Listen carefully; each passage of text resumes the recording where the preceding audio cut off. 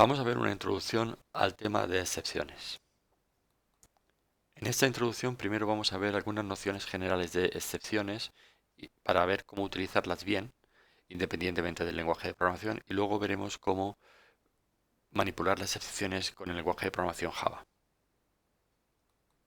Las excepciones existían ya antes de que apareciera el lenguaje de programación Java. Surgieron para manejar situaciones excepcionales, para simplificar el tratamiento de error. Situaciones excepcionales nos referimos a errores difíciles de recuperar, como fallos de dispositivos, limitaciones físicas, conversión entre tipos de datos. No estamos pensando en validación de datos que introduce un usuario en un formulario, por ejemplo. Si, si ahí el usuario introduce un dato erróneo, mal tecleado, eso es algo que podemos anticipar y debemos depurar y verificar antes de avanzar en el programa. Nos referimos más a cuando algo va mal, hay un error detectado en un momento inesperado. Entonces, en Java, las excepciones son objetos. Es decir, la situación excepcional se recoge en forma de objeto y se puede manipular como tal. Lo importante de las excepciones es que interrumpen el flujo normal de ejecución del programa. Es decir, la ejecución, cuando se detecta el error, pasa a otro punto. Ya no tiene sentido seguir ejecutando esa parte del programa que viene a continuación. Vamos a ver esto con un ejemplo.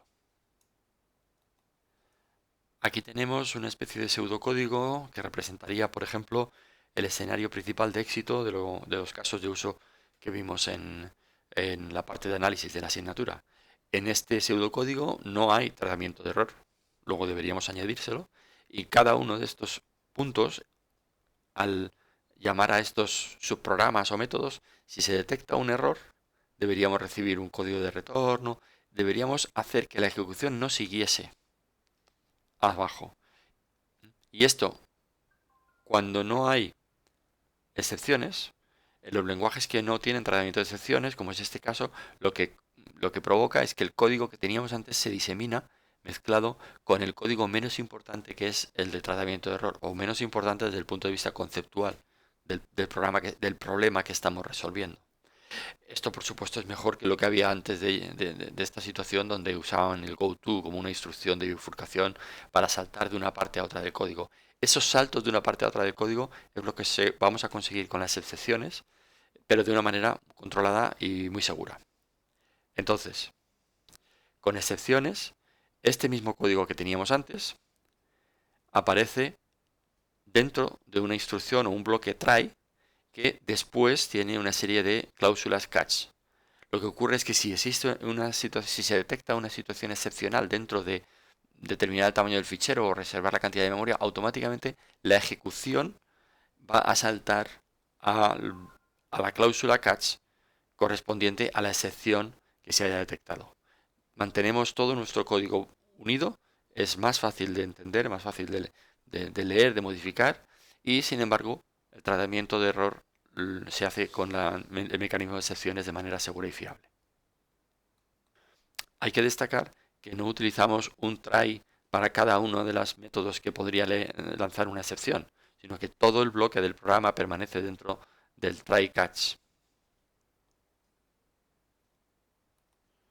Recapitulando lo que ya hemos comentado, cuando se produce una excepción se genera un objeto. Eso lo vemos aquí abajo con este operador new, que es un constructor de la clase excepción. Es una clase predefinida, la más general para todas las excepciones. Podría ser cualquier subclase de ella. Y el constructor, pues en este caso tiene un simple mensaje de error. Podría tener toda la información relativa al error que se ha detectado. Toda la circunstancia excepcional se caracteriza con una serie de parámetros, se incluye en el objeto de excepción, y esto es un objeto que podríamos asignar a una variable, pero normalmente es un objeto como cualquier otro, pero además es un objeto que permite que usemos throw para lanzarlo como un objeto de excepción.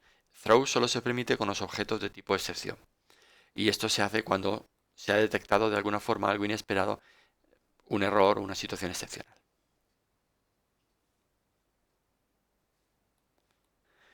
Es importante recordar que los objetos de excepción, aparte de permitir esta operación throw, son objetos instancia de la clase object. Luego permiten todas las operaciones que permite Object y podemos definirlos con sus atributos internos, con sus constructores con información, con sus métodos getTest, con sus métodos especiales de tratamiento, su toString, etc. Entonces, como hemos dicho antes, ¿qué ocurre cuando se hace un throw? Que el flujo de ejecución no va a continuar por la siguiente instrucción. Cuando se ejecuta el throw, el flujo de ejecución saltará al programa que llamó, a este código, y si allí se maneja la excepción, veremos lo que ocurre. Ese manejo de la excepción o esa captura de la excepción que se dice más en terminología Java ocurriría de esta forma. Esta parte es el bloque en cuyo interior se ha detectado una excepción, se ha construido un objeto y se ha lanzado con throw. Entonces, la siguiente instrucción no se ejecutaría, sino que pasaríamos a buscar cuál es el bloque, perdón, cuál es la cláusula catch que le corresponde a la excepción que se ha lanzado. Además, en algunas circunstancias puede ocurrir que haya algo que nos interesa hacer siempre. Aunque aquí haya un error y la ejecución salte a una de las cláusulas catch, puede haber algo que finalmente nos interesa que se ejecute en todos los casos. Ese finalmente es finally. Es decir, que finally, el código que pongamos en esta cláusula, se garantiza que se va a ejecutar siempre después de try, ya sea completo o incompleto. Y si es incompleto es porque se habrá producido una excepción y se habrá ejecutado uno de los bloques catch. Y finalmente, el bloque finally. Con este ejemplo pretendemos mostrar más claramente la combinación entre el lanzamiento de la excepción y su captura y tratamiento. El lanzamiento de la excepción se produce aquí, se trata de una excepción entidad negativa por el mero hecho de que tengamos un throw delante de este new. Ya sabemos que esto es una clase de excepción, una subclase de exception, y en este caso el constructor tiene la información que detectamos para detectar el error fue que hemos visto una edad que es negativa, que corresponde a esta persona.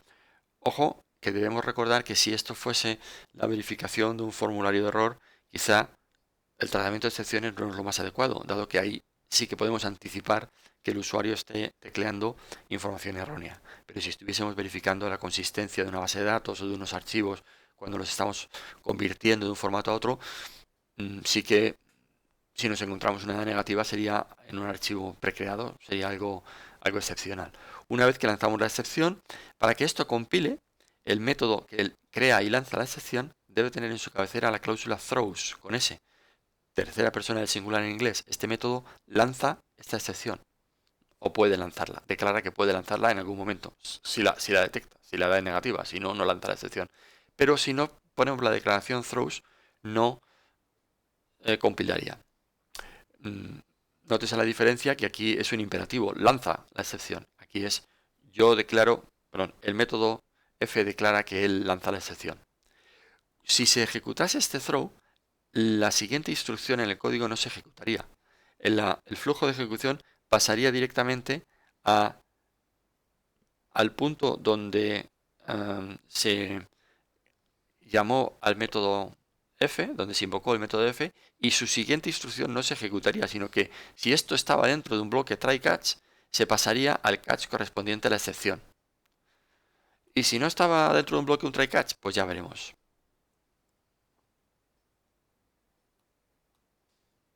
Aquí vemos un ejemplo con lanzamiento de excepciones un poquito más complicado, con dos excepciones. Igual que cuando presentamos el ejemplo de la lectura de fichero, teníamos todo el pseudocódigo, todo el código básico del escenario principal de éxito dentro de un try, es frecuente que el código principal de los métodos aparezca precedido de la comprobación de errores. Por ejemplo, aquí estábamos hablando hace tiempo de unas cuentas bancarias, una clase cuenta bancaria con un método para retirar dinero. Entonces, antes de restar esta cantidad de dinero al saldo de la cuenta, que es el código principal que vemos aquí abajo, antes debemos hacer la comprobación de los posibles errores. La cuenta está bloqueada, entonces no podemos retirar dinero.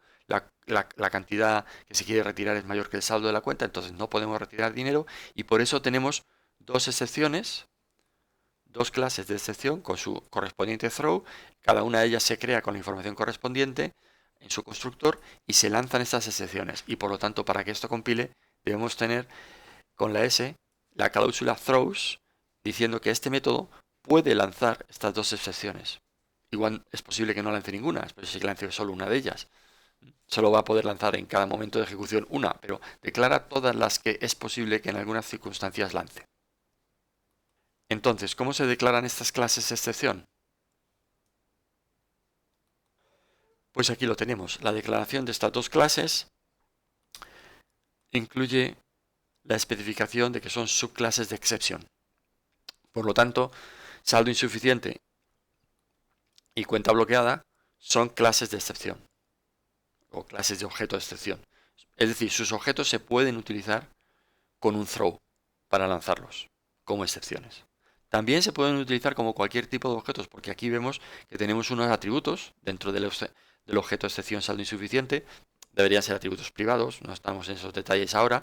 Y tenemos un constructor, que quizá podría ser público, con la información correspondiente a esta situación de error, para que cuando pasemos este objeto de excepción de un sitio a otro, cuando se vaya a hacer el tratamiento podamos, por ejemplo, imprimirlo, imprimir un mensaje o acceder a sus componentes o dar la información de cómo estaba la ejecución, cómo estaba el estado del programa en el momento en el que se detectó el error. Bueno, la otra clase de excepción es similar a la anterior, no merece la pena comentarla. Entonces, en este ejemplo que estábamos tratando de cuentas bancarias, supongamos que tenemos una cuenta bancaria que creamos ahí mismo con un saldo 0 y este debe ser el identificador y ahí invocamos el método retirar una cantidad de dinero muy alta, 100.000, acabamos de crear la cuenta con 0. Obviamente esto va a ser un error y como lo hemos puesto dentro de un try, solo tenemos una instrucción, pero debería ser todo un bloque de ejecución donde si se detecta este error, automáticamente el flujo de ejecución va a saltar de esta línea al catch correspondiente, sin ejecutar las líneas que haya después de este new. Entonces, si en este caso en particular, es seguro que no podemos retirar 100.000 euros de esta cuenta por saldo insuficiente, luego es seguro que se nos va a producir la excepción saldo insuficiente y entonces se va a ejecutar esta parte de aquí, que bueno, podría ser intentar resolver el problema si fuésemos capaces o simplemente imprimir el toString de la clase saldo insuficiente. Hemos puesto aquí un toString en la cuenta saldo insuficiente, luego lo que se va a imprimir es saldo insuficiente en cuenta con su número y disponible. Lo que veremos en la pantalla entonces será saldo insuficiente en cuenta 123, disponible 0. Corresponde al toString que se imprime aquí. Y la ejecución luego continuaría por el finally en caso de que hubiese finally. Ahora bien, antes dejamos una pregunta pendiente. ¿Qué pasa si esta invocación del método retirar, que puede lanzar una excepción, no se ejecuta dentro de un bloque try-catch? ¿Qué pasa si ahí no hay un bloque try-catch o no hay un catch correspondiente a la excepción que este método puede lanzar? Entonces, si tenemos una cuenta bancaria creada con 1.000 euros y a esa cuenta bancaria le retiramos 2.000, intentamos retirar 2.000 euros y no hay bloque try-catch, lo que ocurre es que esta instrucción se convierte en una instrucción que también puede lanzar la excepción que se produzca aquí dentro. Por lo tanto, este método para poder ser compilado, esto daría un error de compilación si no incluye en su cabecera la cláusula throws con S, indicando las excepciones que puede lanzar. Y por supuesto puede lanzar las mismas dos excepciones que lanza el método, que puede lanzar el método retirar. Y si hubiese un try catch con una sola de estas excepciones, pues esa no haría falta ponerla en la cabecera del método. Si finalmente nadie se responsabiliza de hacer un try catch con las excepciones que se puedan producir, si llegamos al método principal, public static void main, y nadie ha capturado esas excepciones para tratarlas, si ese main tiene un throws, eso significa que desde la línea de comando o en la consola donde estemos ejecutando el programa, podemos ver que se imprime el toString de la excepción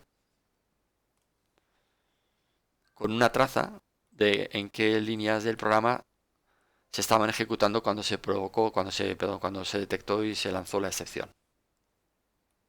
Esto seguramente ya lo hemos visto con errores de programación, con un null pointer exception que se provocaba y nadie detecta el null pointer exception, llega directamente a la consola, con un index out of bound exception o con un number format exception. Errores de programación que nadie se preocupa de capturar suelen llegar a la consola y se muestran en forma de excepciones también, porque Java es el único método, el único mecanismo que tiene para detectar y tratamiento de errores. Con esto damos por terminada la introducción al tema de excepciones y en las siguientes diapositivas vamos a entrar en detalles muy minuciosos sobre su funcionamiento, sobre su declaración, etc.